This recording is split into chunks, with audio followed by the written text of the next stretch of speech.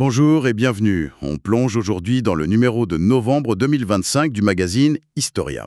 Bonjour. Et comme d'habitude, avec Historia, un vrai voyage dans le temps qui nous attend. Oui. Et ce mois-ci, le gros dossier, il est particulièrement marquant, hein. L'histoire de la prison en France. C'est un sujet, oui, lourd mais essentiel. Essentiel. Et puis d'une actualité brûlante même. L'édito le dit très bien d'ailleurs.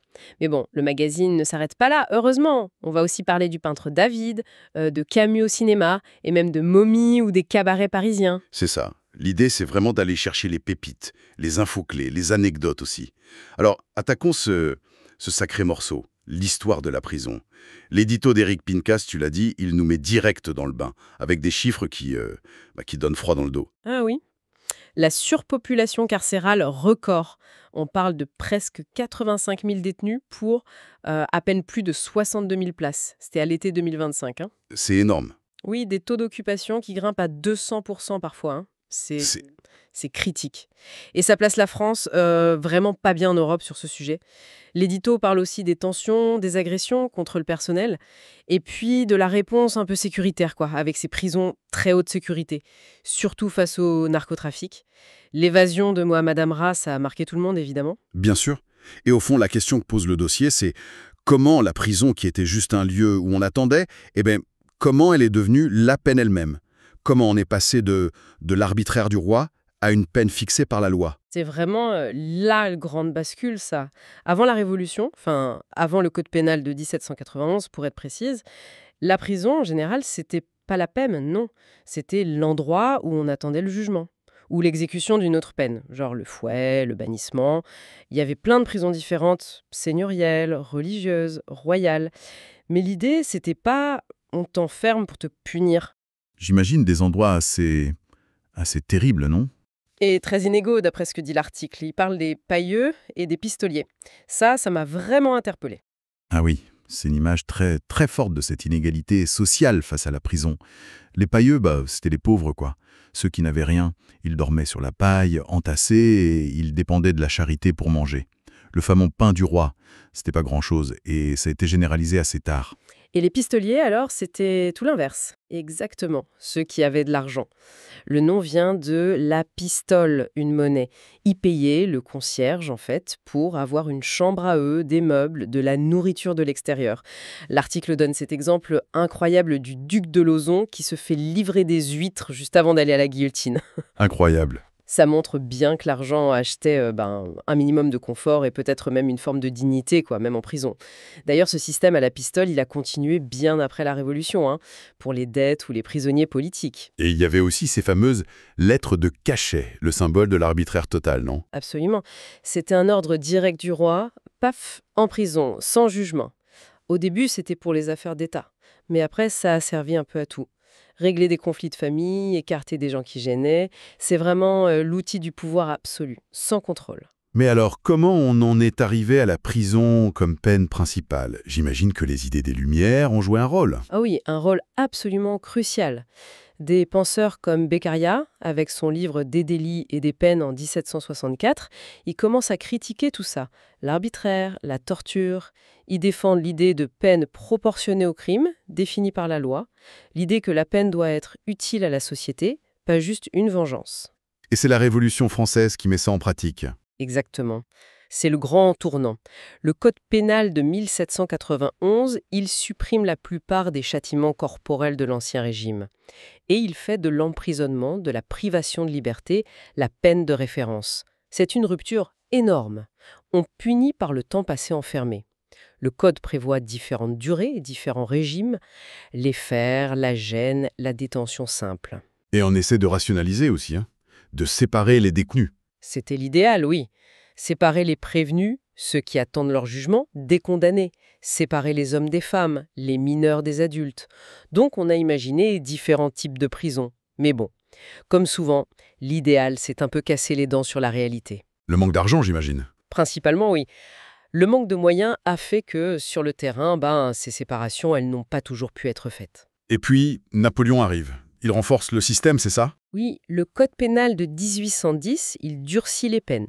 Et surtout, il crée les maisons centrales, des grandes prisons pour les longues peines.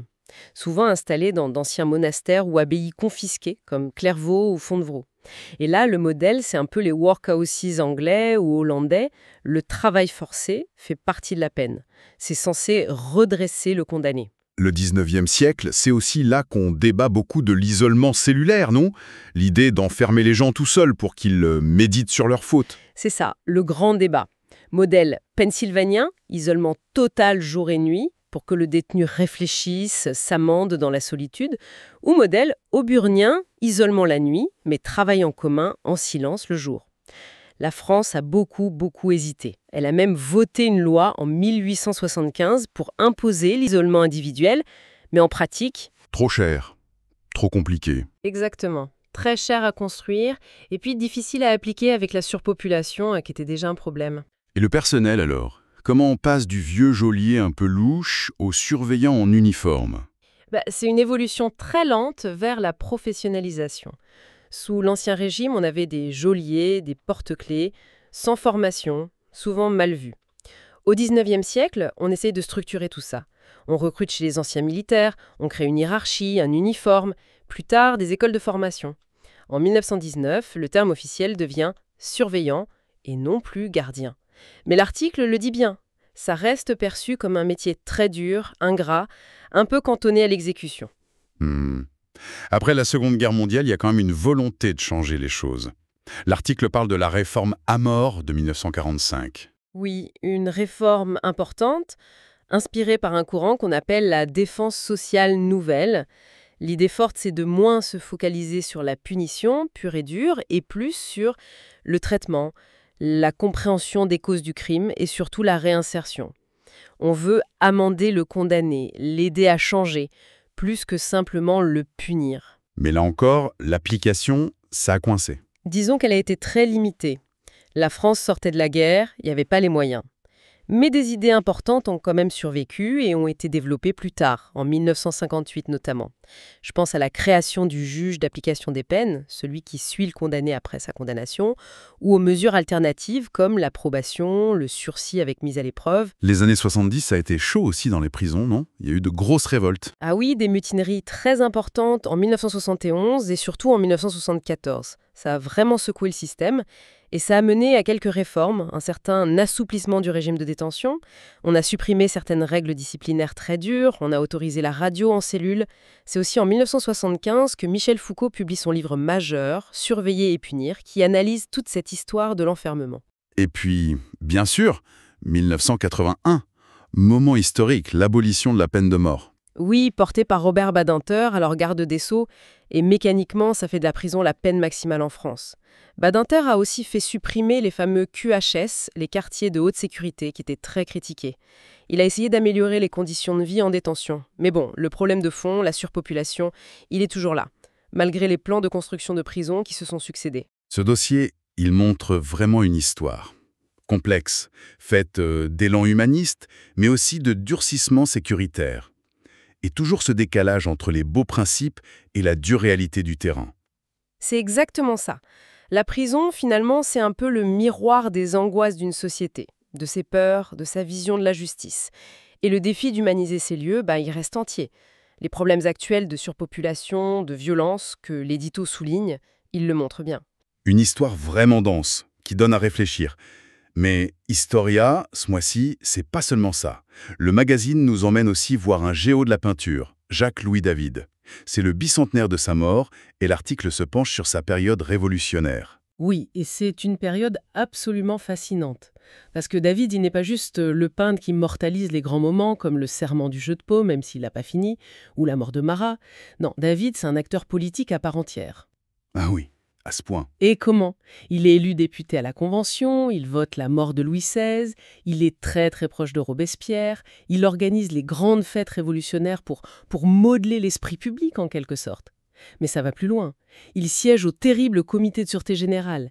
Et là, l'article le rappelle. Il participe à des interrogatoires, il signe des mandats d'arrêt, qui envoient des gens en prison ou pire, même des gens connus comme le poète Chénier ou le scientifique Lavoisier. C'est le côté un peu sombre de l'artiste engagé, quoi. Il a même dit cette phrase célèbre à Robespierre juste avant sa chute, « S'il faut boire la ciguë, je la boirai avec toi ». Une phrase célèbre. qu'il n'a pas tenu d'ailleurs. Après la chute de Robespierre, David est arrêté, emprisonné, et ironiquement, c'est en prison qu'il peint un autoportrait très connu. Finalement, il va rebondir et devenir le peintre officiel de Napoléon. Un parcours assez incroyable qui montre bien les liens complexes entre l'art et le pouvoir quand ça secoue fort. Un autre sujet culturel important dans ce numéro, une nouvelle adaptation au cinéma d'un livre mythique, L'étranger d'Albert Camus. C'est François Ozon qui réalise. L'étranger, un livre dont la lecture n'arrête pas d'évoluer depuis qu'il est sorti en 1942. Au début, on le voyait surtout comme le roman de l'absurde, l'indifférence de Meursault face à un monde qui n'a pas de sens. Et cette première phrase, « Aujourd'hui, maman est morte ». Oui, mais l'article dit que cette lecture, elle a été bousculée, notamment par la critique postcoloniale. Tout à fait. À partir des années 70-80, des critiques comme Édouard Saïd ont mis le doigt sur un point aveugle du roman, l'arabe que Meursault tue sur la plage. Il n'a pas de nom, pas d'histoire, et certains ont interprété cet effacement comme un reflet, peut-être involontaire, du mépris colonial de l'époque. La position de Camus lui-même sur l'Algérie, qui était complexe, a alimenté ce débat. Et ça a même donné lieu à des réponses littéraires, je crois. Oui, la plus connue, c'est le roman de Kamal Daoud, Meursault contre enquête. Il donne une identité, une famille à la victime. Mais bon, au-delà de cette question coloniale, L'étranger, ça reste un texte extrêmement puissant sur les conventions sociales, sur l'absurdité de la justice des hommes, sur la solitude. L'article dit que le film d'Ozon, qui est en noir et blanc avec Benjamin Voisin, a l'air de vouloir explorer un peu toutes ces couches. C'est fou comme un classique continue de nous parler. Allez, on change complètement de registre avec un sujet qui m'a un peu surpris, les momies. Il y a une expo au Musée de l'Homme, on pense direct à l'Égypte, mais l'article dit que c'est plus compliqué. Ah oui, carrément, c'est une des surprises de l'article. Les plus vieilles momies qu'on connaisse, eh bien, elles ne sont pas égyptiennes, elles sont chiliennes et péruviennes. Celles de la culture Chinchorro. Elles ont 9000 ans, c'est bien avant les pharaons. Et en fait, cette pratique de conserver les corps, elle était super répandue, aux Canaries, au Pérou, bien sûr, mais on en a même trouvé en France, de l'époque gallo-romaine. Et l'expo, elle pose aussi la question un peu sensible d'exposer des restes humains. Oui, le musée assume ce choix, mais en insistant beaucoup sur l'éthique. Il faut présenter ces corps avec respect, raconter leur histoire, et aussi les conditions, parfois un peu troubles, de leur arrivée dans les collections. L'idée, c'est de permettre une rencontre, mais une rencontre digne avec ces témoins du passé. Ce numéro d'Historia est vraiment une mine.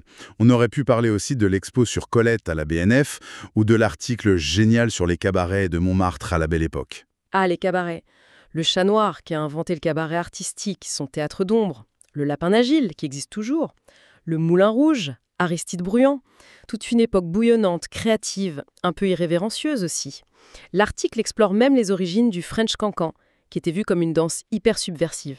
Et puis, il y a aussi un reportage sur le musée de la chasse et de la nature à Paris, un lieu assez étonnant qui mélange l'art et la réflexion sur notre rapport au monde sauvage, sans oublier des focus sur la mémoire du 13 novembre, l'héritage de Franco en Espagne, l'histoire incroyable du wagon de l'armistice. Bon, en bref, une lecture vraiment foisonnante. On voyage à travers les époques et les thèmes. C'est clair. Si on devait retenir une idée forte de tout ça, Peut-être que l'histoire, qu'elle touche une institution aussi dure que la prison, ou une œuvre d'art, ou un phénomène culturel comme les cabarets, elle n'est jamais figée. Elle est toujours relue, réinterprétée avec nos yeux d'aujourd'hui. Comprendre comment la prison a évolué, par exemple, ça éclaire forcément nos débats actuels sur la justice. Relire L'étranger, ça nous interroge sur nos propres perceptions. une histoire toujours vivante en fait. Exactement, et ça pose une question finalement pour nous tous. Comment est-ce que cette connaissance du passé, des idéaux, mais aussi des échecs, des paradoxes, par exemple dans l'histoire des prisons, comment ça peut nourrir notre regard sur les défis d'aujourd'hui? Est-ce qu'il faut toujours plus de murs, ou est-ce qu'on peut trouver ailleurs, peut-être dans des leçons un peu oubliées du passé, des pistes pour une justice différente? Voilà, une question qui reste ouverte.